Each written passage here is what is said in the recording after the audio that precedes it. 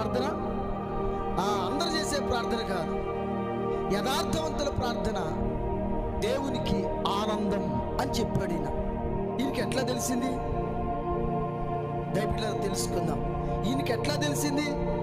ఈయన బల్లి మీద రాశాడు, కుక్కల మీద రాశాడు, దయపిల్లలు పాము మీద రాశాడు, నీడ మీద రాశాడు, మిడత మీద రాశాడు.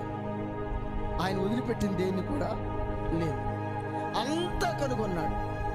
కాబట్టి ఈ మాట చెప్పేది నాలాంటి పిచ్చోడు కాదు, ఏదో అక్కడక్కడ నేర్చుకొని వచ్చి చెప్పినోడు కాదు. దేవుని జ్ఞానాత్మ పూర్ణుడు. ఆమేన్. ఇప్పుడు జ్ఞానంకి వచ్చేసరికి జ్ఞానం అడగాలి. ఎవరికైనా జ్ఞానం కొదువుగా నీడలా నన్ను అడగండి, అడుగు వారికి గద్దించకుండా ధారాళంగా ఇస్తానని ప్రభువారు చెప్పారు. అంతేనా? హల్లెలూయా. అయితే జ్ఞానం అనే విషయంకి వచ్చేసరికి మనం ఏం ప్రార్థన చేస్తాం చెప్పండి? అయ్యా సొలొమోనుకి ఇచ్చిన జ్ఞానం లాంటిది అంటాం. కానీ వాక్యం ఏం చెబుతుంది? బుద్ధి జ్ఞాన సర్వ సంపదలు యేసయ్యందే గుప్తమై ఉన్నాయి. కాబట్టి గుప్తమై ఉన్న యేసయ్యని అయ్యా నీ జ్ఞానం నాకు జ్ఞానాత్మ పూర్ణుడిగా నన్ను చేయి అని అంటావా? సాధ్యమైనంత వరకు అందరి ప్రార్థన సొలొమోను లాంటి జ్ఞానం ఇదే ప్రార్థన. బుద్ధి జ్ఞాన సర్వ సంపదలకు ఆయన ఎందుకు గుప్తమై ఉన్నాయి? మోషే యెహోషువ మీద చేతులుంచగా యెహోషువ ఏమయ్యాడు? సొలొమోను ఆత్మ పొందుకున్నాడా?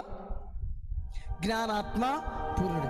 దేవుని జ్ఞానాత్మ, పరిశుద్ధాత్మ మనిషి మీదకి వచ్చినప్పుడు యెహోవా ఆత్మ జ్ఞాన వివేకములకు ఆధారమైన ఆత్మ.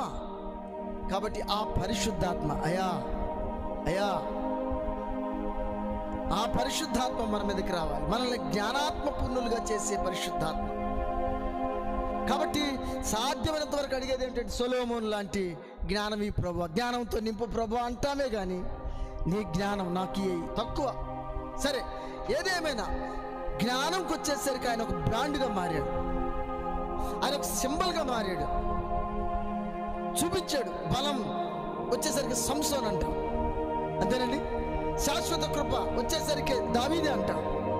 ఇట్లా కొంతమందికి దయపెట్టారు. విశ్వాసులకు తండ్రి అబ్రహాం, శ్రమలలో నిరీక్షణ నిలిచిన వాడు యోబు అంటాం. ఒక్కొక్క భక్తుల్ని ఒక్కొక్క దీనికి నిలబెట్టాడు ప్రభువారు, ఒక బ్రాండ్గా నిలబెట్టాడు. ఆమేన్. అంతేనా? ప్రతి బ్రాండ్కి కూడా ఒక సింబల్. ఇప్పుడు మన మందిరం ఉంది, మన సంఘానికి అది ఆ చిన్న లోగో, గుర్తు, చిహ్నం. అంతేనా? చాచిన చేతులు, సిలువ,